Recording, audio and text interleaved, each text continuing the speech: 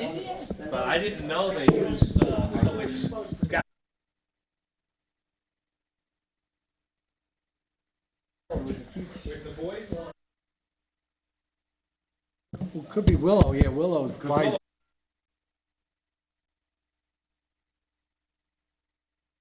I recall talking many years ago, we were doing it with the peach.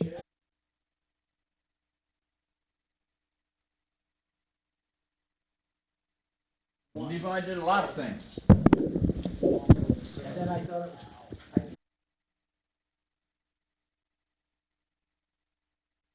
I'll bring that to the podium. Thank you. You're welcome.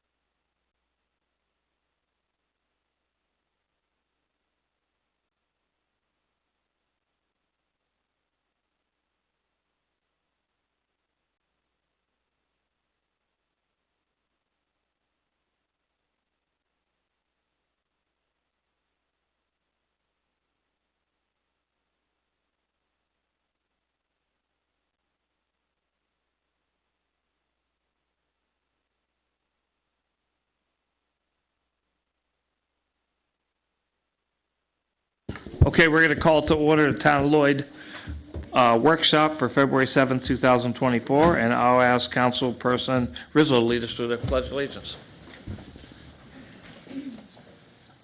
Allegiance to the flag of the United States of America and to the republic for which it stands, one nation, under God, indivisible, with liberty and justice for all. Okay, welcome to our workshop, and we'll shoot right into the agenda and start off with the reports. And we'll start first with Building Department and Dave Barton.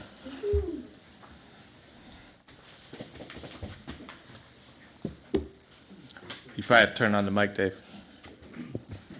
Yeah, good. Do you want the easel? No. No, it's for Mr. Prizzi, I don't care. Two major fire calls last night. I'm sure you've all heard about them by now. One was the 26 Gabarty Road, which has been a place of some consternation to the town over the last 4 years or so. And the other one, the other major call was the 35 Phillips, which is St. Augustine School. Evidently, they did some renovation in there, and things are. At the school? Yeah, but it's so what we call a false alarm, but real alarm because they did work in the hallways, took all the ceilings down. It's a mess. So, but we're working with them to put it back in proper order.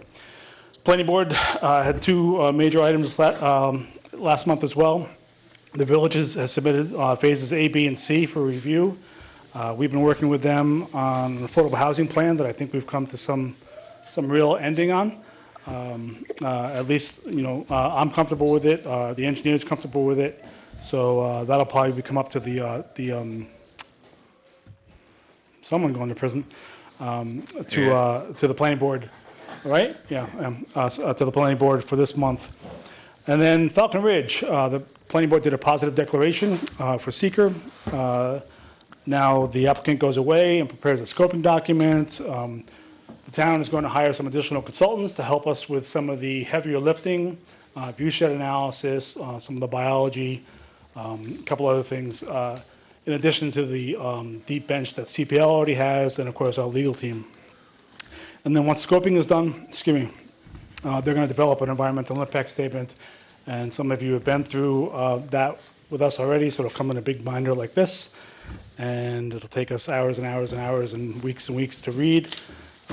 And then we'll see what happens. And of note, besides you have the report, so it was actually a busy January. I attended again for Hudson 7 today. The DEC is changing wetland regulations. If you are a developer, you might want to find a bite stick because it's going to be a dramatic change. A great many more wetlands, smaller wetlands, non-contiguous water wetlands, nutrient-poor wetlands are going to be added to the DEC's regulation. This follows the Supreme Court's determination that the EPA and the Clean Air Act, amongst other things, did not entitle the Army Corps of Engineers to do some of the regulatory stuff that they were doing with wetlands. So the DEC is going to pick it up. Of note, there are currently in New York State freshwater wetlands have a 100-foot buffer. That number can be increased by 100 feet to 200 feet, which is a lot of land. And then for nutrient-poor wetlands, that number is 300 feet, which is the football field around what we would call nutrient-poor. Now, I have no idea who's going to determine that. I'm assuming the DEC is going to determine what's nutrient-poor.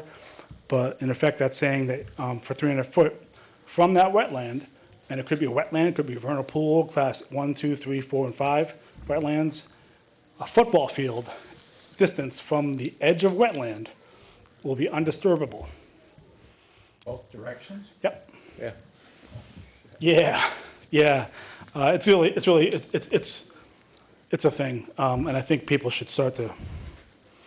There's a comment period occurring right now. The webinar I was in today was actually about some of that comment. It was part of the Watershed Alliance, which we are a part of, we had some good back and forth, some question and answer, and then sort of the heart-clenching, oh my God, look at what they're doing. In 2028, the DEC, the legislature's already passed this. So right now, the DEC is just scrambling to get all the policies in place, the actual enforcement pieces in place by the end of this year. And we all know how good New York State is at rolling out new laws. We anticipate this is going to be a total mess. However, in 2028, currently the DEC regulates wetlands that are 12.4 acres or more in area. That number is going to be reduced January 1, 2028 to 7.4 acres. So almost in half. And then the DEC has decided that they're going to invent a new term called wetlands of local importance. And that means that, you know, I don't know what it means. It means that there'll be areas in town that will be extra regulated that may do things like the Black Creek does out by the flats. It's managed some of the flooding. And what determines that, Dave? Did they say? I got nothing. Or is that self-imposed? It's purely flora and fauna driven. Okay. So, but what that means is, so there will still be maps, but the maps will not be jurisdictional. So you cannot use a map to make a determination like we do right now. But there'll be maps. So if I look at a map and I say, okay, XYZ developer, it looks on this map that there might be wetlands on your property. You have to hire someone now to go out and do the delineation. And my sense is that will be a mess because developers will not want to do that. Because if they find out that it's a nutrient poor wetland, it means 300 foot plus will be subtracted from the buildable area. Yeah, it's really, it should, maybe, and I believe in the value of wetlands. I know that they do facilitate flooding control. They do great things for the bugs, bunnies, and plants. This is a lot. So, Dave, we have something else on for tonight that I could do now if you were. It's just an intro because you guys, if you were inclined, you could set public hearing at the next meeting for next month. Right. It's up to you. Why don't you do the intro while you're up there? That's Yeah, thank you. I appreciate it. I've heard Tom Baird speak, and sometimes he could be, I don't know if he can see me. Hi, Tom, it's Dave Barton. So Mr. Prizia has supplied a letter to the town asking for a rezoning of a property on 299. This is at the corner of 299 Weeds Mill. It's sort of the little house with the red, if I'm doing it right, the red roof. Right. It's right there on the corner. Right across the street is DB. On the other side of that intersection across the street is GB. When I sat with Tony, I suggested to him that I thought GB would be better. It's a better use of a highway zone property. It allows a few more things, but with greater restrictions in terms of things like coverage and the like. So this is just an early presentation to you. The petition that has been submitted, it's on your agenda for tonight. So your action now would be to pause and reflect, decide to ask Sean to craft a resolution to set public hearing for next month. And then, you know, if that's the case, my office can do a butters, you know, under Sean's supervision to make sure that we're dotting I's, crossing T's. And we'll send them out, and then public hearing will be in March.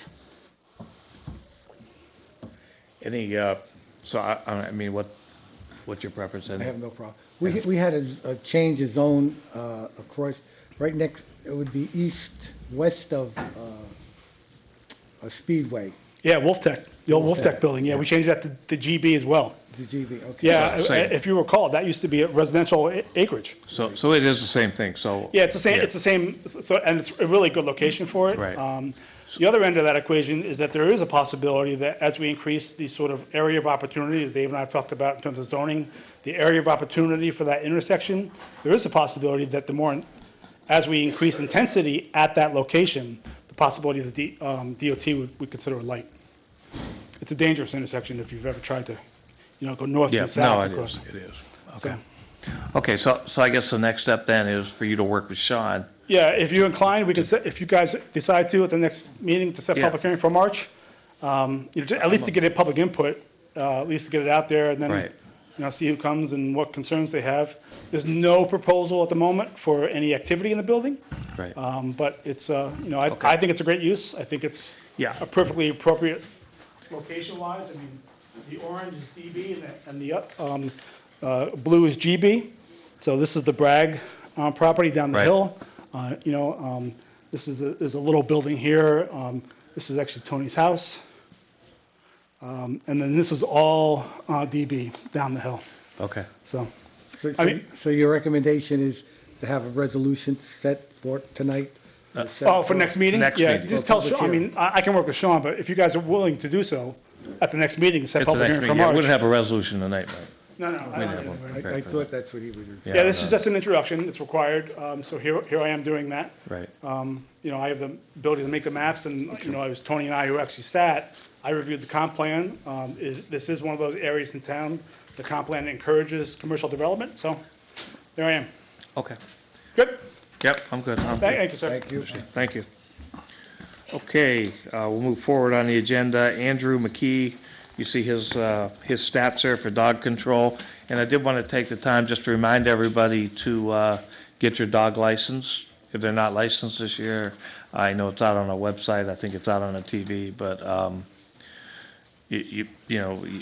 if they're not licensed and they get picked up, they will go to the kennel and it will be costly and you'll have to go get them. And we're trying to avoid that. So if you get them licensed, you get them back right away if they're found, so. We have a lot of new people in town who don't know that they need to license their dog. Correct, yeah. And we had one get loose yesterday, and they were kind of surprised, so Do we get that up on channel 22? it's already up. Good.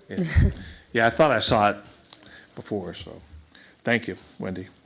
Okay, we'll go through, Highway, Richard Klotz.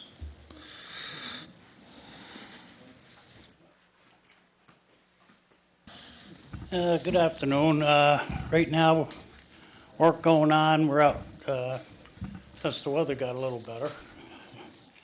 I'm doing some catch basin cleaning, chipping potholes. We're working on a washout down there on River Road, getting that taken care of. And Richie, what are you doing down on River Road? the slope slid, Oh, so we're just putting some rock, stabilizing it. After 2 years, my John Deere machete finally came in. Waited 2 years for that. That finally came in. I'm still waiting for drawings on New Paltz Road from the county or the state. I haven't heard nothing yet. I'll give them a call again tomorrow.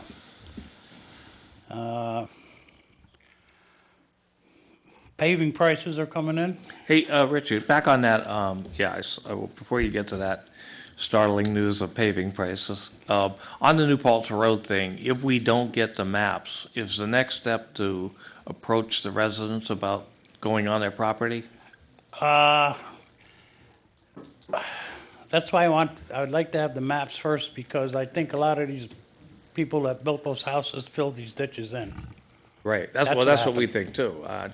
I don't know if you'll But I ever, wanna, I don't know if you'll ever get instead the of going, maps. you gotta clean your ditch, or you gotta Right. clean your ditch.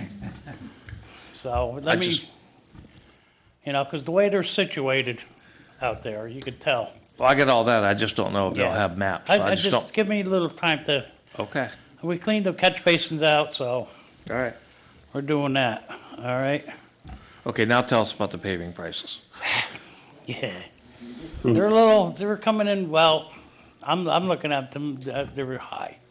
I called a couple of plants. At the plant right now, projected price for March, starting March, is $72 a ton. At the plant. What was it this year? Last year was 68. 68, okay. So this year it's up to 72. In place, you're talking any place from $125 to $150 a ton. Okay, That's pretty high, so. yep, And by next meeting, I will have the 284 agreement. Okay. Which is, we can change it as I go or whatever. All right, now the big one. I want to order 2 trucks, 2 new ones. All right, the reason why I want to order them, because I think you were here and Mike was here, and we postponed it for like 2 months and they went up over 30,000. I remember that. So I'm working with Kendra now to get some, to see where we stand. And by the time they come in, we should have enough money that I could at least outright purchase one.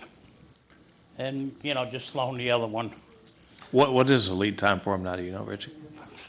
2 years? 2 years? 3 years? I waited 2 years for the tractor. Okay. I'm waiting 2 years for a little international that I bought. Still haven't gotten it. So it's, you know, So you'll have the money when you're gonna have I it all should have set some money aside? saved No up. bond, nothing, maybe I'm one. okay. All right, they're good-sized trucks. They're 50,000 EBW, all right? I got them under the Onondaga County contract. And for the basic truck, for one of them is 116,000, which is not bad. How much, 160? 116,000 for the truck and chassis. Now hold on to your hat, because the plow and the body is 141,000. Wow. And the four-wheel drive is 138,000 plus the 141,000 change. Okay. So, but I'm replacing a 91 and a 2006. So, all right, I've been in touch, me and Chris Marks. I don't know if you know Chris Marks, he's superintendent for the town of New Paltz. We got a grade all, and it's nickeling and diming us to death. So, but we were thinking of just getting rid of it. So, because Okay. even, you know, if we get rid of it, we each get our own little mini excavator or another bigger one than we got now, I think we'll be better off. Because it seems like every year we're putting 3,000-4,000 Okay. into this, you know, it looks like it's brand new, but it's getting tired. Okay. All right, then, the only other thing I have is, when meeting's over, can we go into executive session on personnel Tonight, we can, yeah. tonight? We have another item too to go executive session on, but we can do both, yeah. All right, Okay, do that? yeah. You just have to stick around. Oh, yeah, All right. all right. Any questions? Nothing else here. Thank you. All right. We do have a couple resolutions on here tonight for you, that affect you, I know that. Okay, we'll move forward to Chief Janso.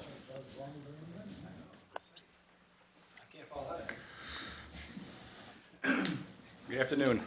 I think everyone's got a copy of our January 2024 activity report, so I'm going to skip down unless anybody's got any questions. I'm going to give you our stats for the year of 2023. Okay. We had 11,613 calls of service for 2023. That was an increase in following the previous year of over 500 calls. We had 428 accidents, 83 were personal injury, 345 were property damage. There's a decrease from the previous year. Our tickets went down by about 100. We issued 612 tickets, 13 parking tickets. We had 207 arrests, 2 Narcan uses, which thank God was a decrease from 2022 of 8. Overdoses, we had 5 this year, 1 fatal. That was also a decrease from 2022 by 9 and by 3 fatals. So we're making a dent out there. So the training we did for 2023 was radar ladder school, field training officer school, use of force, firearms qualifications, taser certifications, scenario live reality-based training, sexual harassment in the workplace, workplace violence, awareness of swatting calls and active shooters, update on New York State juvenile laws, update on New York State discovery issues, statement taken in DWIs. They're all trained in new equipment such as tourniquets and stop the bleed kits. Anybody have any questions? No, Comments? thanks, Jim. Thank you. Thank you. Be safe out there. Okay, we'll move forward to Frank Alfonso for Recreation and Grounds.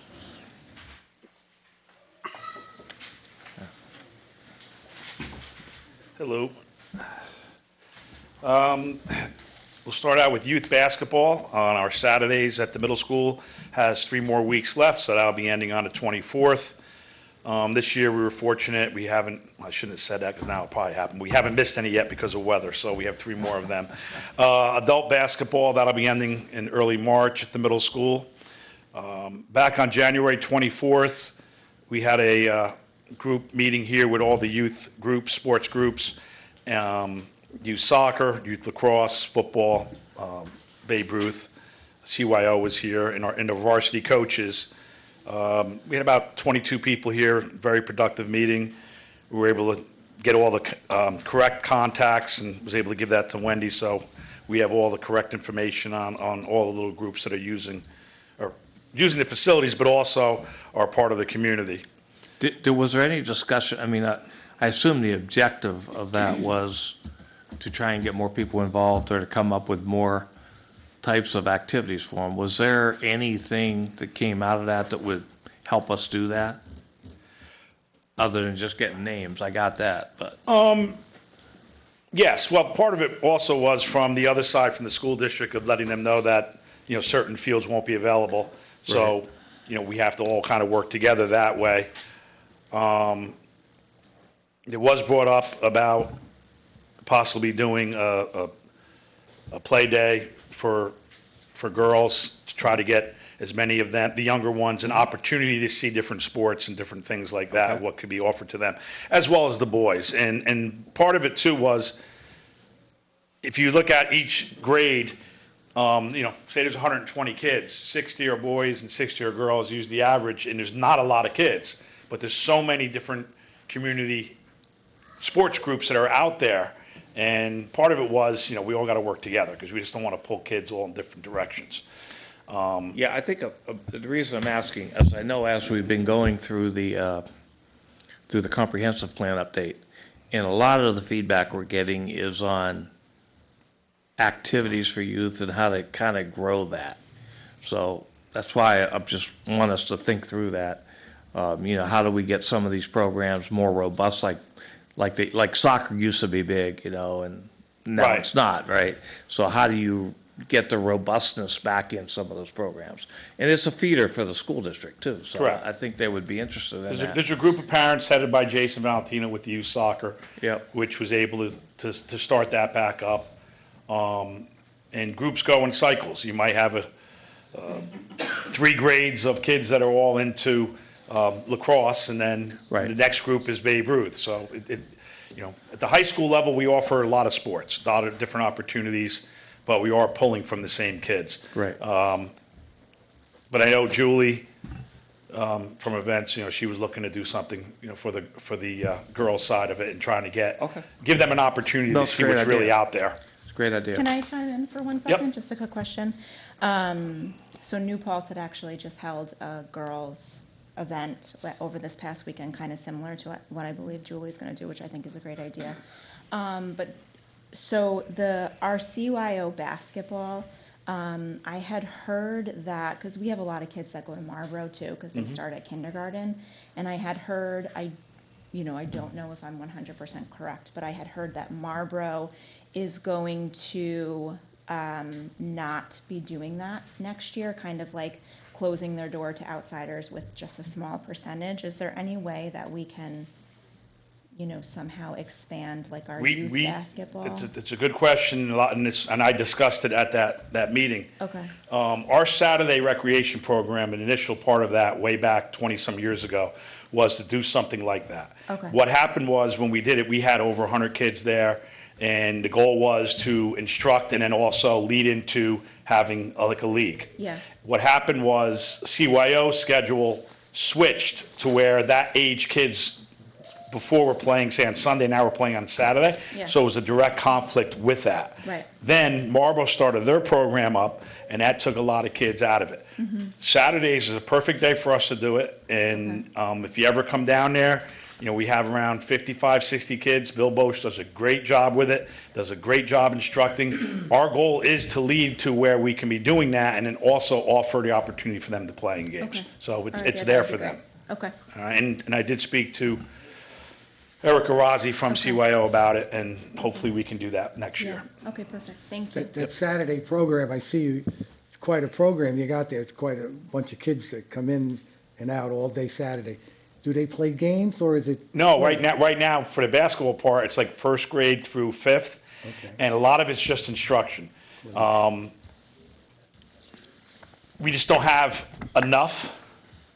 And then, Enough, we just don't have enough kids really to do that. And also, for most of them, it's the first time they ever been exposed to basketball. So instead of just throwing 5 kids out there and here's the ball and go play, Bill's trying to teach them, the rules and dribbling and shooting and everything. And in the long run, they'll be better off.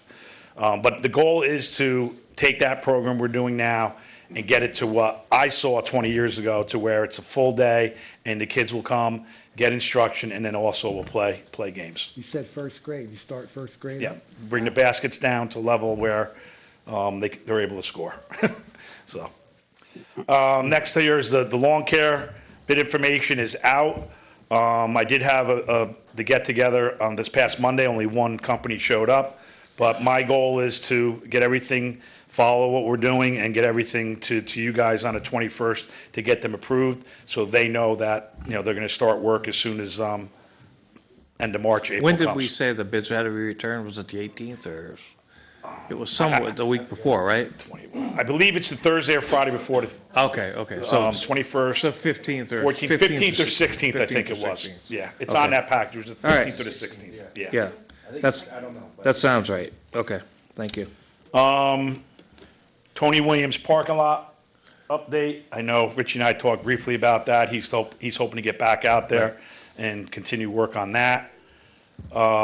Townfield Pavilion. My question would be, what else is planning to be done between now and, let's say, April there? Is there other work being done? Now in April, no. Sorry. Between now and April, no. Okay, April, we hope to start working on getting the water lines, sewer lines, and electric. okay.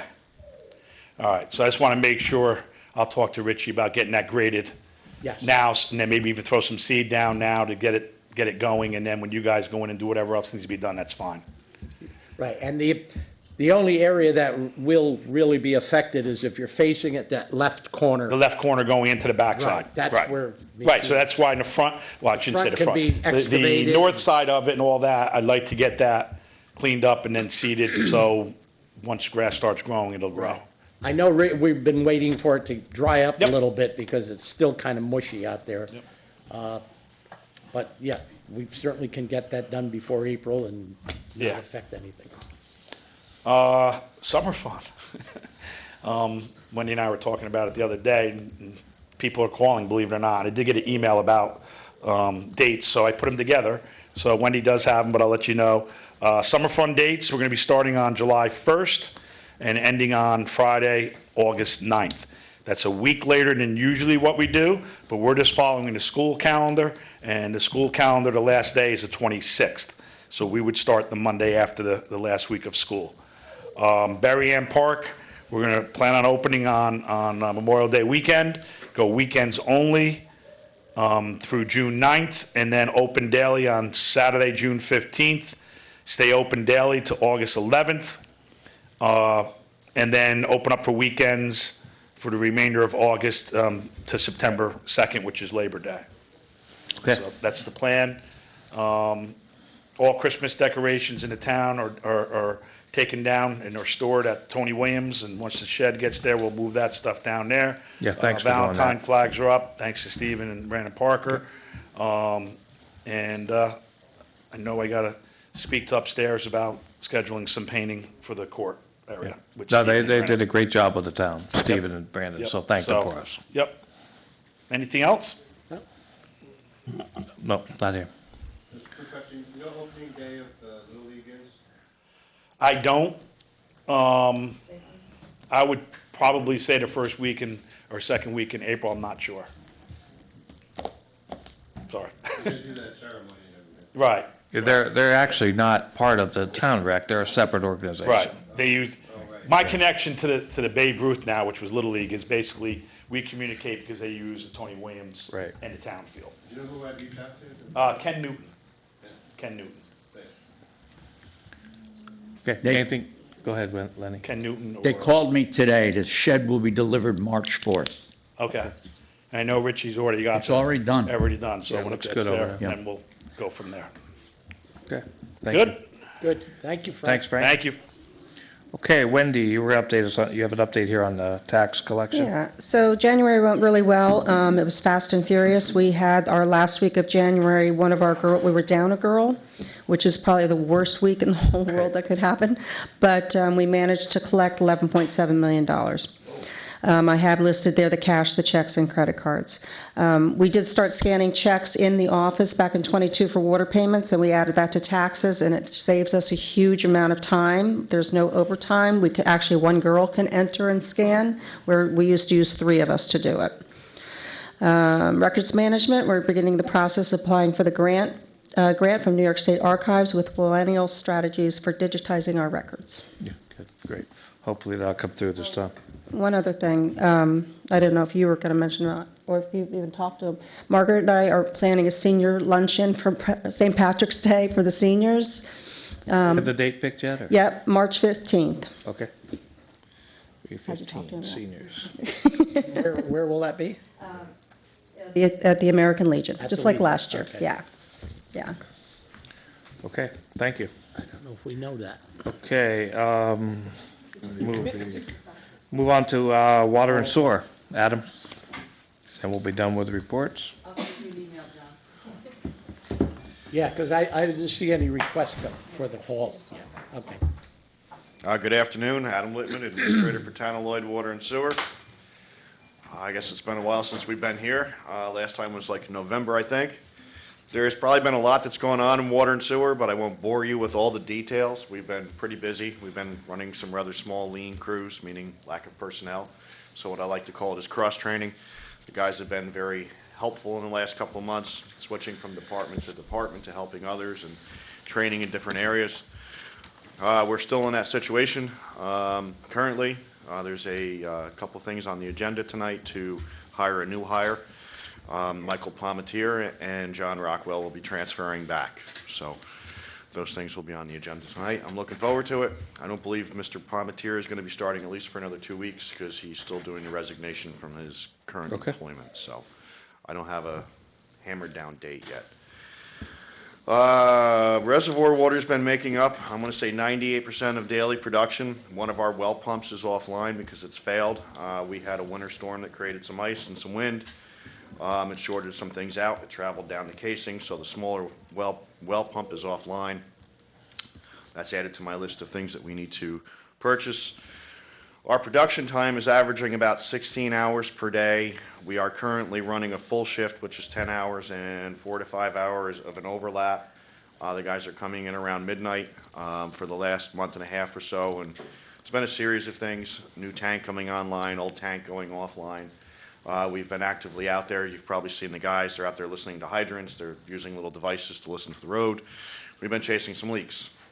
I don't normally like to do this, but if there is a residence and your water seems to be loud or you're hearing hums in your home, please call our emergency contact numbers. You know, we usually do get a very good response. A lot of people call. There's probably going to be a mutiny tomorrow. Did we put it out on the page? We should put it out. It's the only way we get a hold of them. Yeah, if something just seems to be unusual, if you hear noise in your house Why don't that's you just coming. send it to Margaret in an email, and we'll send it out. Yeah, we had a great turnout. I But the got it. guys ran 24 hours a day, Yep. and unfortunately, it didn't really yield too much. Right. So Okay. I'll be hearing it from them tomorrow. Okay. Again, if something seems unusual, so please give us a call.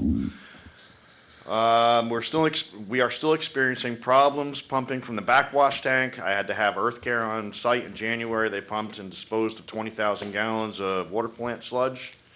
I haven't had the additional manpower to try and get the equipment up and operating again, so we're going to hold and back up sludge for another month or so and probably have another 20,000 gallons pumped in another month, and we'll try and give a go at it again.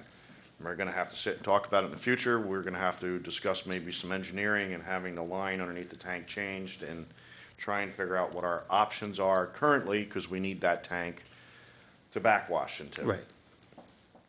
The road crew, they had one water main break on Christopher Avenue. That one came to the surface. It was repaired right away. There was a service leak on Upper North Road. There was trailer that was demolitioned up there. It seems to be a contractor must have hooked up onto it and pulled it away, and there was water shooting all over the place. They handled that. They've been out chasing leaks for 3-4 weeks now, so. Sewer plant, again, these guys have been very helpful, doing some cross-training. Paul Frash is one of the employees that works full-time at the wastewater plant. He's also cross-trained at the water plant. He's been doing a lot of midnight shifts for us. There, everything continues as usual. The tank, last time I was here, we talked about the tank. The structure was completed. Well, it's online. It has been online. Most recently, we had an issue taking the old tank offline, so we had to do another insertion valve to stop the flow. Demolition should take place of the old tank in the next 2 weeks, I suspect. I haven't got a date yet. I've got a small list of repairs that we're going to be looking into. We still have not accomplished the influent line and clarifier number 3. We're going to need to replace the one well pump. We're going to have to revisit the backwash tank. Good news, we did receive the emergency generator for the Mike Ortega's, the one that burned up last July. Peak Power came and set it. Anthony Gingrasso from Community Plumbing, he's a certified plumber and deals with gas. He's going to hook up the gas for it. And then we're going to have Peak Power come back and do a startup. We had a little experience with our Chapel Hill sewer pump station. We lost a pump the month before. Still trying to get pricing for that. So that's what I have to talk about. Are there any questions?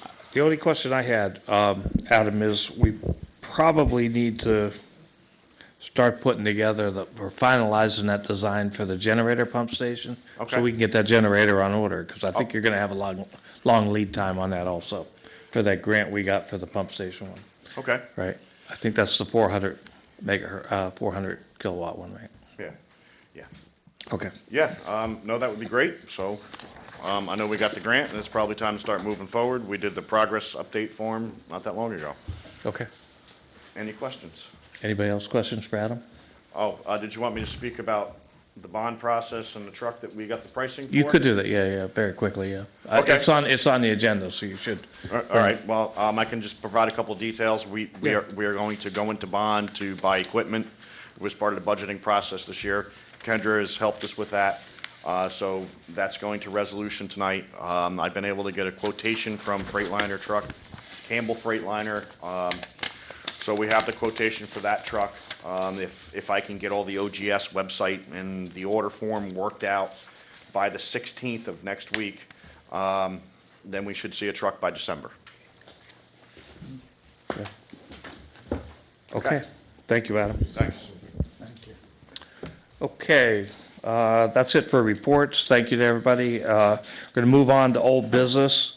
And we, every meeting we do a Tilson talk update. We do have some people on the phone tonight. I know Tom Baird and Dan Goslin and Peter Cristiano from Bartlett Judas are on. But before I introduce them, I did want to bring up and comment on something that happened a few weeks ago. There was, on social media, there was a picture of excavators and my house in the driveway with some words on it insinuating that I'm getting special treatment and I'm getting a new wall on taxpayers' dollars. And it's totally untrue. And I'm going to show you why, because even though there are many people who I know personally who said you don't have to address it because we understand and we know your character, there's probably still a few people that may have a hint of doubt, and I want to make sure I clear that up tonight. Okay? First of all, this project, for most of you know, has been in the planning for over 15 years, and I know you'll hear from the engineer, Tom Barrett. He's been on it since forever, and it started early, and I think he can give you some of the history on it. In fact, we spoke about moving my driveway well over 10 years ago, okay? And the final drawing I got from the driveway with the retaining wall, and I pulled it out here. We could pass it around if anybody wants it, but it was sent to me from Tom on December 31st, 2019. So that was the final drawing. So that was 2 full years before I was in office. We also In January of '22, when I took office, I had called the Association of Towns and said, hey, I have this project coming up, and I live right on the intersection.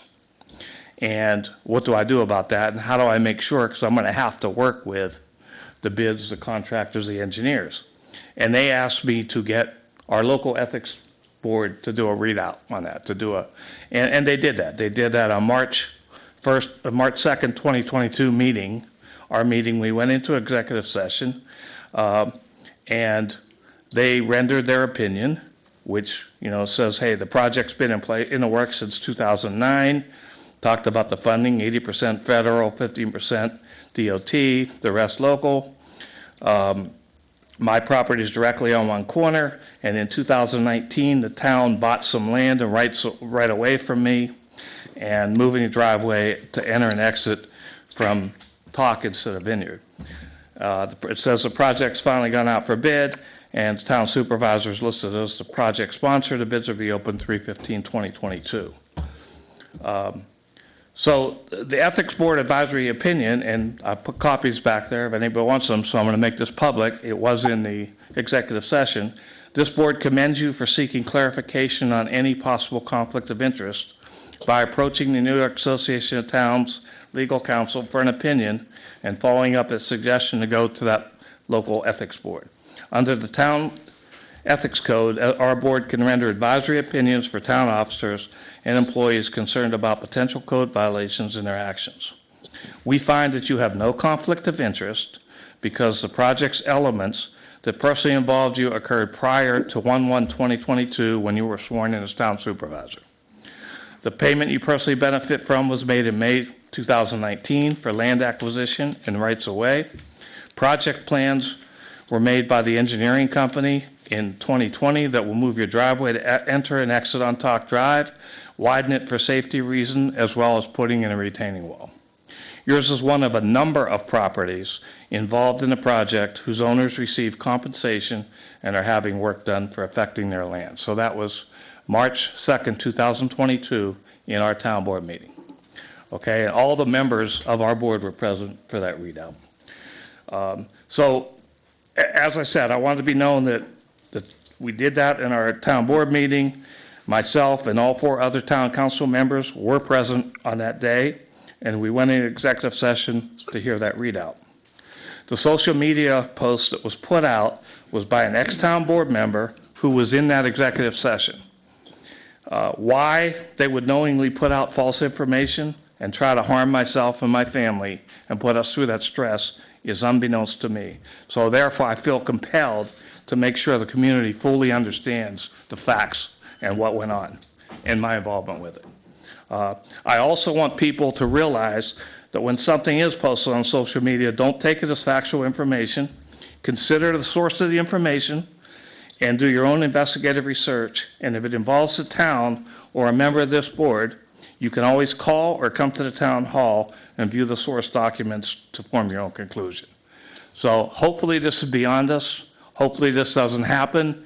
And hopefully people who do this, don't continue to post pictures of my house up and stress out my wife, my family, and other members. So I want to clear the air and make sure everybody understands that. And if any of the board members have a question, feel free to say it. Yeah, was that wall wasn't in the original plans? That wall has been in the plan since 2019. I got the drawing. That wasn't the original plan. I don't know what you mean by original plan, Mike. The first plan that came. Well, no, either were all the walls on But in- Tilson Avenue. No, if I could answer that question? Yeah, This is Tom I Baird. wanted to go to Tom Baird because he can give you the history. Yeah, the original plans, that is correct, did not have a wall there. And that goes back to 2013, actually. The contract was signed with Barton & Judas in September of 2010. Between 2010 and June of 2013, the survey, preliminary design, and other environmental and other investigations had to be completed. But also, we're working through multiple alternatives for the intersection, one of which included a roundabout. And the other was just the current intersection that is being constructed today. We pushed really hard for the roundabout. The roundabout did not affect Mr. Plavchek's driveway. It would have been connected to the roundabout, and nothing changed. For various reasons, I'm not going to get into them. The roundabout alternative was disallowed on the state roadway, and we needed to proceed with the current intersection configuration. And from June 2013, the Plavchek property's driveway is shown as a relocation to Talk Drive. At the time, we were not involved with detailed design. This was preliminary design. We don't typically get into creating the construction plans until we get authorization from DOT. So we went back and forth with the state on the roundabout, and finally in December of 2014, we had to accept the fact that we weren't going to get a roundabout. We did a little bit more refinement, and the driveway got slightly relocated very close to where it is right now. Again, there was no wall. We had to check the soil. We had to look for rock. We had to look at the possible impacts on Mr. Plavchek's pool.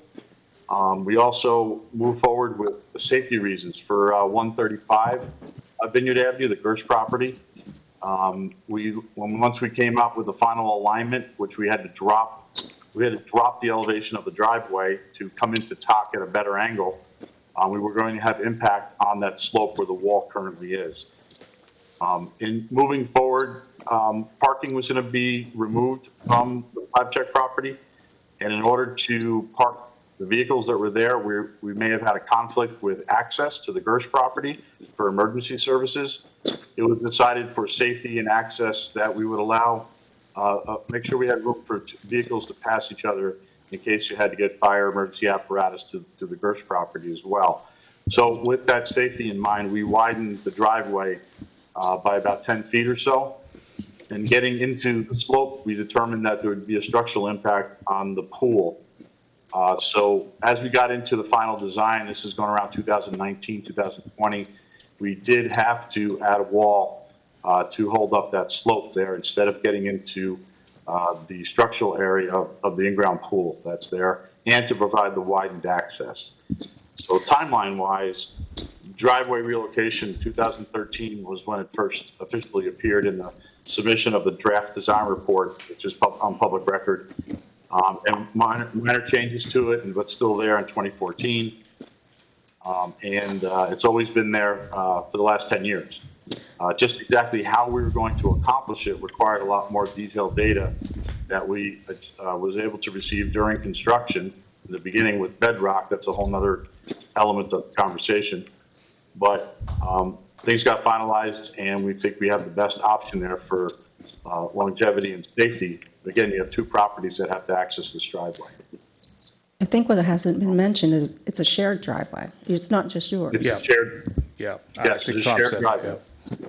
It's a shared driveway, and as I said, the time frame for putting in the walls, as Tom said, was the drawing I got in late 2019. That's when it was added or finalized in the plan. We had talked about it prior. So anything else, Tom? So one of the Go ahead. Yeah, the wall, the first initial set of plans that went out for bid, the contractor did not have the details of the wall on it yet. That was something that we couldn't put on to be bid on because we didn't have enough information about where the bedrock was and soil conditions underneath the property. At the time, using the federal aid process, we were not able to access the property to do that until we began construction. Once the bedrock was much higher across the street on Vineyard Avenue, we got over and checked the property, found the bedrock, and then we were able to design the wall, minimizing and actually reducing the size of the wall a little bit, utilizing some of that bedrock for stability. So, if with these projects, you have to be really careful. If you put too much quantity in, the contractor can renegotiate price if you don't use it. If you don't have enough, the same thing can happen. So we were very close with the quantity, but some minor adjustments were necessary during construction based on the data we found once we started digging. So.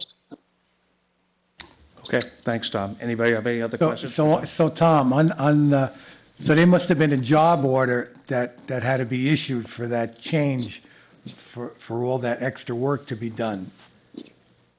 Am I correct here?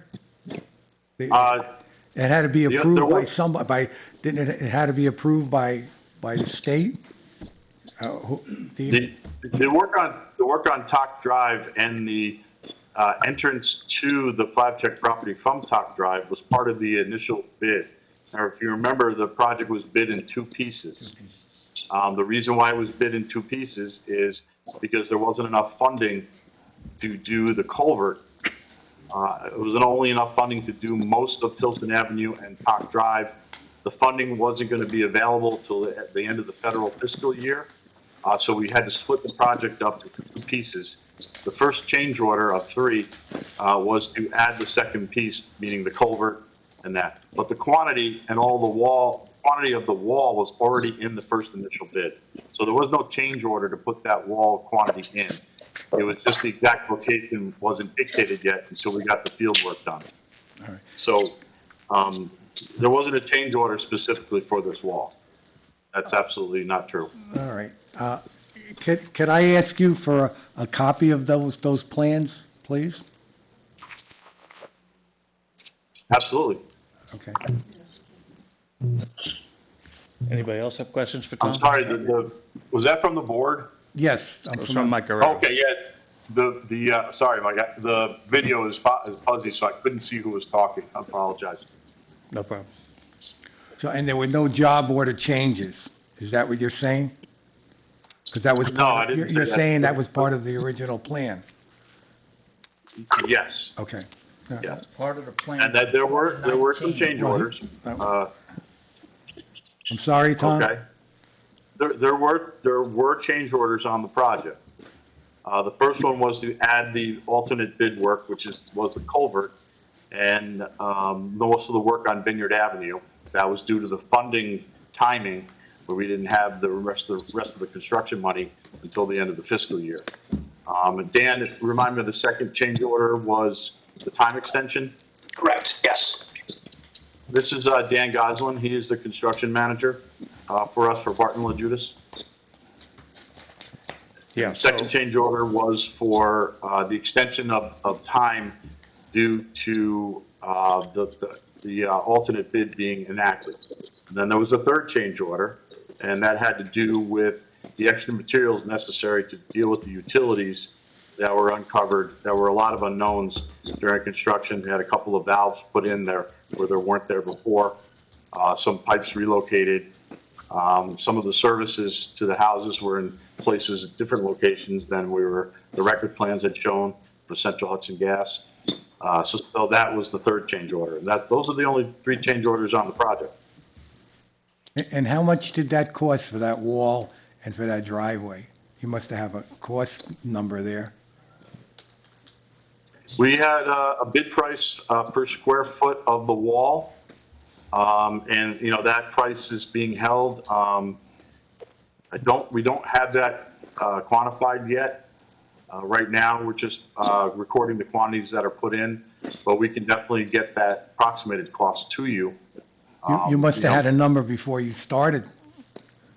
Am I correct? We had a number for all of the walls. As I said, there was a quantity for all of the walls, all up Tilson Avenue, and including extra wall material that we knew we were going to need on Dave's property. So we do have a price for walls by square footage, and that's in the bid documents. We can provide all of that to you. All right, thank you, Tom. You're welcome. Anybody else have questions for Tom? No. Okay, Dan Goslin's also on, and as Tom said, Dan is the project engineer who's been on site and has worked day-to-day with the contractor. And I see Peter Cristiano also. I think Peter's done a lot of the design docs. So what else I wanted to do is I wanted to make sure that Dan updated us on the remaining schedule, what's left to do, how we're going to approach that, and how we're going to get it done, and how we're going to limit the time that we have to do that detour as we get into next year. So, Dan, I'll turn it over to you, and I think you have a schedule that you sent out to us that you want to take us through. So. Yeah, and does everybody have a copy of that schedule there that can see I it? don't know if everybody does. There's some right there. We do. Yes, Dan, we do. Okay, perfect. So this is the updated schedule. It's not as detailed as the day-to-day working schedule that we have with the contractor, but this hits the broad strokes of what remains for work on the contract. So as of this Friday, the contractor will be shutting down work for winter shutdown. The crews have earned a good break. Most of them usually get laid off come December, or even as early as November of winter season. So they've been working hard to try and finish up what we've got. So basically what remains for the contract is Vineyard Avenue and tying in the remainder of Tilson from Smith Terrace to Vineyard Ave. All the work includes roadway work, sidewalk work in that area, guide rail across the bridge and bridge rail, protected bridge railing across the bridge, and then the final paving and drainage work down on Vineyard Ave. In order to complete this work, Vineyard Ave will need to be shut down again. They anticipate that date to begin on April 1st, and that is the earliest that we can open pending weather. And DOT will allow us to open. At that point, we anticipate that the work that will be done under the closure, which is the raising of Vineyard Ave and the initial paving of the remainder of Tilson and Vineyard, to be about 4 weeks. So assume the month of April. And once April comes to a close, we should be able to open the road back up. And then what remains is very similar to what we're doing right now. Work will be completed under flagging operations to limit the impact on residents of the town.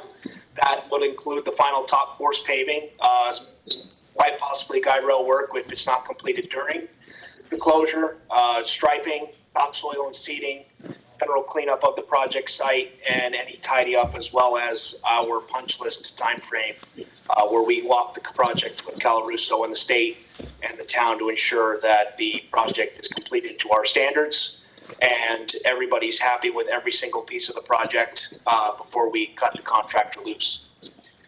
At this point, the time extension request that Tom had mentioned basically gets us to the end of May. My brain will work. The end of May is when that time frame closes out and liquidated damages to the contractor would apply. Anytime beyond that, the current schedule anticipates the work being completed by May 31st. So we don't anticipate needing to use liquidated damages for an extension of contract. However, our goal is to ensure that the contractor keeps on their schedule with the possibility of these being applied after May 31st. Great. I think, Dan, it's good to point out also that most of the unknowns are gone because we're above ground now.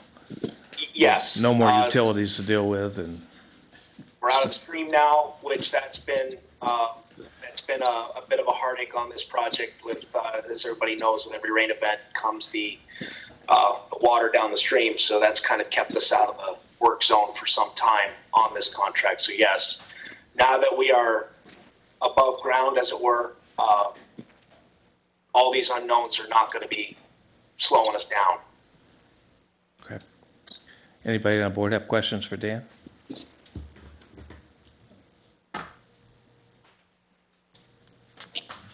Okay. Thanks to Barton. Yeah. Quick question, can you bring everybody up on the cost? Have there been any overages in terms of that? I'll ask Dan to help me. Dan, the question was the cost. I know it was, we had like 6.2 million, not billion dollars, on the project. And I think right now we're staying very close to that, correct? Correct. At this time, we are, with the pluses and minuses of each individual item on the contract, within that number. All right. Thanks, Dan. Okay, if there's no further questions, I just want to thank, again, Tom and Dan and Peter for taking the time tonight to participate in the meeting. We do appreciate it and what you've done. And I know this has been a tough project, so thanks for bearing with us and putting up with all of us. No problem. Okay, thanks, guys. Okay, we'll move forward to new business. Dave has already taken us through the request for Tony's rezoning, and we'll work with Sean on that public hearing setup. And Tony, you're here if you wanted to say anything to the board, or are you good with what Dave said? Thank you for your consideration. Okay. I worked it out with Dave. Okay. I take his lead. Fantastic. Thanks, Tony. Okay, and the other thing we got is we all got a letter about lighting on Windsor Hill Road. There's some dark spots there, and I know John actually lives there. I know you want to make sure people know that, John, but why don't you tell them what process you're going through to try and understand what we have to do there? Okay, as Dave said, I live there, but I did not write the letter at the request. Since we got, since we got the request, there's 10 homes on Windsor Hills Road. I have spoken, I think, to 6 of the homeowners, and because I want to get their opinion. Some people think we need lighting. Some people are saying, we've been here for 25 years, we appreciate the stars, leave us alone. So I need to talk to the other 4 homeowners. We'll get a consensus. It doesn't, maybe we put 1 light in to satisfy the person that wants it, or maybe we put 4 in or 5 to cover the road, because it's only a half-a-mile road. I spoke to Central Hudson, my contact there. There's no cost, installation cost to the town. Central Hudson provides the light, the installation, and the cost per light for electric use would be about anywhere between $16 to about $23 per light, depending on what kind of light they put in. So again, this all just Is that per month or per year? per month, and it would just be added to our electric bill. Other than that, again, I've had some of the people come out very strongly, saying leave it alone, and a couple of people said it's a no-brainer. We need to brighten the place up. So we'll try to do it as smartly as we can. Obviously, I'll bring it back to the board. I asked the other residents to get back to me by the town board meeting, so I can make a recommendation, and we know if we need 1, 3, or 4. Other than that, I don't think there's much more to do with it. There was some concern, well, what's it going to cost us? And it literally is going to be pennies. Well, we're lucky there's poles there, though, that's why. Yeah, the poles are there, obviously. The existing poles are there, and as long as you have secondary service, they tap into the secondary service, and we have to determine what type of lighting we want. So, more to come. So we should be able to close out rather quickly then. Yeah, that'll close rather quickly. The lead time for, once we determine as a board what we're going to do, Central Hudson, they tell me it will take about a month to get the work done. Okay. So, that's where we are. Have there been any accidents up there, John? No, I've been up there 24 years. The most traffic is probably trash collection, FedEx and UPS, and about. A lot of traffic today. And about 6, right, and Amazon Prime. And there's probably about 8 cars a day that come in and go out, and that's about it. It's a cul-de-sac, so it's not through traffic. John, is Martin Avenue in the lighting district? Yes, it is. So it'd just be an extension of that? Well, yeah, it would just, right, well, it's not an extension, it's Windsor Hill is its own separate road. So it would just, the way the power lines go and the way the poles are, that's where we would determine where we place it. I think from the person that wrote the letter, I looked at it again tonight, I think we can accommodate their concerns without imposing, because some people are just saying, we just love the darkness up here, leave us alone, it's peaceful. So I think we Leave can that- satisfy the person who wrote the letter. Their concern was, that location, and then the corner of that road is a house owned by the Anderson. So there's residents that live at that home that, the Yeah, one on the that- corner. And I'm familiar with the road as well. This particular house is definitely on like that kind of like 90-degree angle one. Yeah, the home you're referring to is right on the corner of Martin and Windsor. And quite honestly, the 5 years or so that home's been there, I have seen, other than employees who work, I think they work 12-hour shifts, I've seen the residents outside twice. I mean, they're just not outside, they don't walk the road, they don't, so the exposure to the Anderson school kids is minimal, because the kids are just, they're never outside, not even in the backyard. Okay, any other questions? Okay, thank you, Jim. You're welcome. Okay, we'll move forward in the agenda to privilege of the floor. Okay, it looks like no takers tonight. We'll move on to motions and resolutions.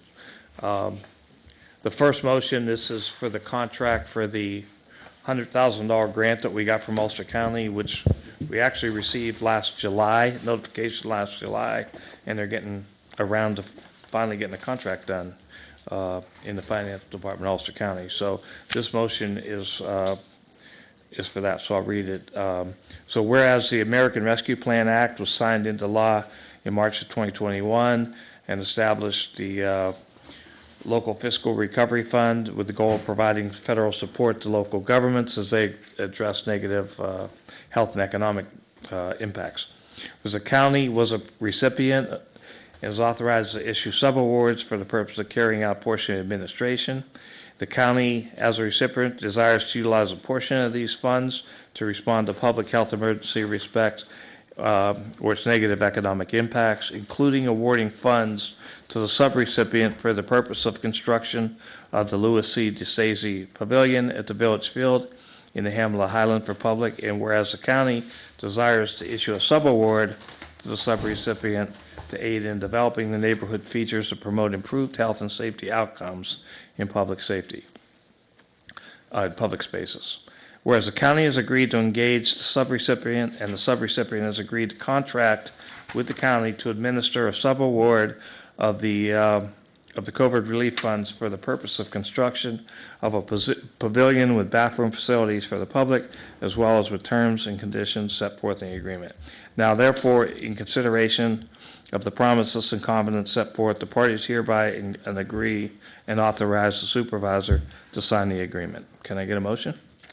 Motion. Caprino, second by Akmoody. Any discussion? Okay, you want to do a roll call, Wendy? Brano? Yes. Plavcheck? Yes. Akmoody? Yes. Guerrero? Yes. Rizzo? Yes. Okay, thank you. So I'll sign that agreement and get it to the county. Okay, Resolution B, to hire Michael Palmetier to the position of wastewater maintenance worker at a base rate of $26.65 per hour, effective February 12th, 2024, pending completion of pre-employment physical. Can I get a motion? Motion. Second. All in favor? Aye. All opposed? Okay, a resolution to accept the transfer of John Rockwell from Highway Department as HMO to the town of Lloyd Water and Sewer District as a wastewater maintenance worker with a base rate of $26.65 an hour plus longevity, effective February 10th, 2024. Motion. Second. All in favor? Aye. Aye, all opposed? Okay. Okay, Resolution D, this is a bond that we're rescinding that we had set up a while ago in case, and I think we'd put out for some grants, but we no longer need this, or will need this, so we're just rescinding the bond. So the town of Lloyd adopted on February 7th, 2023, rescinding the bond resolution of the town adopted on August 2nd, 2023. Town Board of the Town of Lloyd and the County of Ulster hereby resolves that the board resolution heretofore duly adopted by the Town Board in Ulster County, New York, entitled Bond Resolution of the Town of Lloyd adopted August 2nd, 2023, appropriating $8,837,400 for the increase and improvement of facilities of the Highland Water District and authorizing the issuance of bonds of the said town in the principal amount of, again, $8,837,400. It's hereby rescinded, no bonds or notes having been hereto issued. The project shall now be financed pursuant to bond resolution adopted by the town board on October 11th, 2023, authorizing the issuance of $4,689,500 for such purpose. This resolution will take effect immediately. Can I get a motion? Motion. Okay, a second? Second. Roll call, any discussion? Do roll call, Wendy? Frano, Yes? Plowcheck, Yes. Akmoody, Yes. Guerrero, Yes. Rizzo. Yes. Okay, motion carried. We'll make sure that gets done.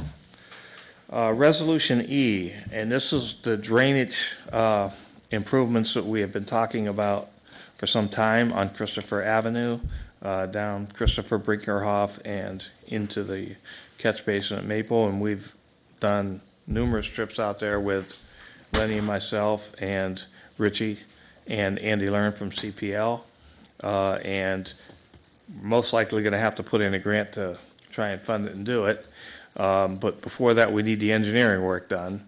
And we think we know the path we want to go. So we got a proposal from CPL to do the work. So the resolution is to authorize the supervisor to sign the 1/24/2024 CPL proposal for engineering services for Christopher Avenue drainage improvements for the following scope of work. And the tasks are not to exceed $13,500. You know, with most of the variables in 7 where, you know, they do the construction inspection as needed. So can I get a motion? Motion. Yes. Second. Okay, when do you want to do a roll call again? Wendy, please? Yep. Yes. Frano, Frano. Frano, Plowcheck, Yes. Yes. Akmoody, Guerrero, Yes. Rizzo. Yes. Okay, so we'll get with Andy and get Forgot that where I was moving. for a minute. Okay, resolution F is to designate Nugent and Hausler for the filing of the town's annual report AUD for the year ending 2023 and authorize the supervisor to sign the letter of engagement for anticipated fees between $11,000 and $15,000. Motion. Second. Okay, any discussion? Discussion. I will, as you all know, my wife is employed by Nugent and Hausler. She was not involved with the bid process. She has no involvement with the audit itself. Letters stating that are on file with Dave, the supervisor, and Wendy, the town clerk. I will recuse my vote. So she's not a partner. I didn't say that. She is a partner. She's not an owner. She's a partner. She's not a part owner. And she has nothing to do with this audit. So you're recused, so you I'm can't talk about recused. this anymore.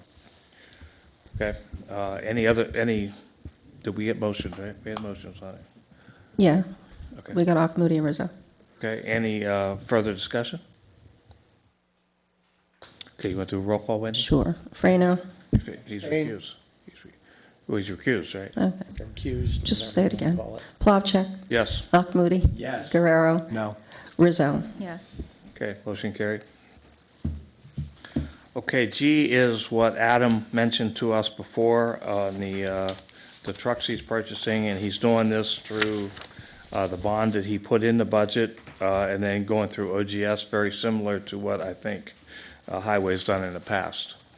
So the bond resolution, so G is a bond resolution of Town of Lloyd adopted February 7, 2024, authorizing the issuance of bonds in a principal amount not to exceed $400,000 to finance the acquisition of vehicles and equipment for use by the water and sewer departments, stating the estimated maximum cost thereof is $400,000 and appropriating said amount for such purpose. The town board of the town of Lloyd and county of Ulster hereby resolves by favorable vote, not less than 2/3 of members, as follows. Section 1, Town Lloyd in Ulster County, New York, is hereby authorized to issue bonds in a principal amount not to exceed $400,000 pursuant to the local finance law. And you can see the chapter and et cetera in there. I won't read through it. To finance the acquisition of vehicles and equipment for use by the water and sewer departments. The estimated maximum cost is going to be $400,000. Section 3, the following additional matters are hereby determined and declared. The period of usefulness applicable to the objects for which said bonds are authorized would be 15 years. The proceeds and any bond anticipation notes may be applied to reimburse the town expenditures made after the effective date of this resolution. The foregoing and statement of intent with respect to reimbursement is made in conformity with Treasury Regulation Section 1.150-2 of the United States Treasury. The proposed maturity of the bonds authorized by this resolution will exceed 5 years. Each of the bonds and any bond anticipation notes issued shall contain a recital as per Section 52.00 of the law, and the said bonds and any notes issued shall be general obligations of the town, payable both principal and interest by general tax upon the taxable real property within the town. The faith and credit of the town are hereby irrevocably pledged to the punctual payment of the principal, and any notes issued and provision shall be made annually in the budget of the town by appropriation. The amortization and redemption of bonds and any notes in anticipation shall mature in such year, and the payments be due and payable in such year. Section 5, we can read through it. It talks again about Section 21 and Section 30 and Section 50 of the law, and the powers and duties of the town board of authorizing these are prescribed within there.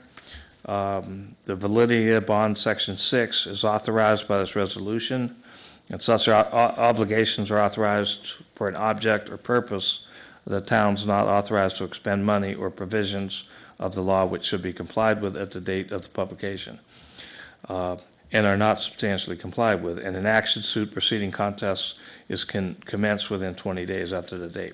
Such obligations are authorized in violation of provision of the Constitution.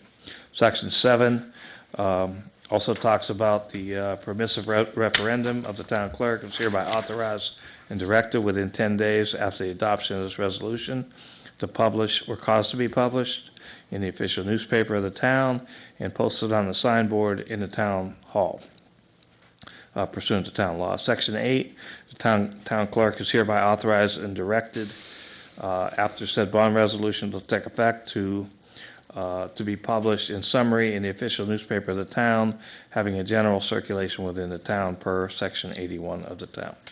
So can I get a motion? Motion. Can I get a second? Second. Okay, so I have Moody and Rizzo. Any discussion? Okay, we'll do a roll call again, Wendy. Frano, Yes? Slavchek, Yes. Moody, Yes. Guerrero, Yes. Rizzo. Yes. Okay, motion carried. Okay, Resolution H is to designate a total of $150,000 of the 2023 highway revenues money to complete permanent road improvements projects on Bellevue and Clearwater Road at $75,000 each for the 2024 budget year at the recommendation of Richard Klotz, Highway Superintendent. Motion. Second. Any discussion? Okay, roll call again, Wendy. Frano, Yes. Slavchek, Yes. Moody, Yes. Guerrero. Yes. Rizzo. Yes. Okay, Resolution I is to appoint Patty Scott as a member of Beautification Committee. Motion. Rizzo, second. Second. All in favor? Aye. All opposed? Okay, motion carried. Resolution J is to purchase one new Freightliner dump truck at total cost of $150,705 from Campbell Freightliner of Orange County through the New York State OGS bid procurement program. Finance will be provided by the Water Source Serial Bond, $400,000. Interest rate is 4.49 for 6 years with the first payment due March 20, 2025, at the recommendation of Adam Littman, Water Source Supervisor. Okay. Motion. Second. Any discussion? Okay, roll call. Frano, Yes. Plavcheck, Yes. Akmodi, Guerrero. Yes. Rizzo. Yes. Okay. Resolution K is to approve the period poverty project for a trial period of 3 months with a start date of March 1st, 2024. The town agrees to purchase a dispenser, and the project will obtain supplies through donations. The dispenser will be located in the women's bathroom at the Rotary Pavilion located at 101 New Paltz Road and the rail trail. Can I get a motion? I'll second it. Okay. Any discussion? Okay, all in favor? Aye. All opposed? Okay, motion carried. Okay, Resolution L, whereas the town determined that the roof at the Town of Lloyd Highway Department located at 430 New Paltz Road is in need of replacement, the town issued an RFP to provide for the labor and materials to remove the current roofing and repair and replace with a new roof, and materials are set forth in the RFP. And you can see the 7 bids that we saw, that we went through when we opened them. And whereas JA Roofing is the lowest bidder, and we therefore, it's now resolved that the Town of Lloyd awards JA Roofing the bid for the Town of Lloyd Highway Department garage and office. Can I get a motion? Motion. Can I get a Second. second? Second. Second. Any discussion? Okay, roll call, Wendy. Frano, Yes. Plavcheck, Yes. Akmodi, Guerrero. Yes. Rizzo. Okay. That's it for the agenda. We have to go into executive session for contract and a personnel issue. Can I get a motion to go into executive session? Motion. Okay. All in favor? Aye. All opposed? Okay. We're going to move to executive session at 5:22 PM. Lenny, when I put up my hand, What? I didn't mean to be rude. He was talking. That's okay. And I can't hear like you. But I'm better. But I'm better than you. What's the matter? Can you get through? I'm gonna get right up. You're gonna have to get up. I'll get up. Michael's gotta get up. Okay. Me too? Okay, no problem. Thank you. We'll wait till you come back, Rich. See, the slim people will get right to it.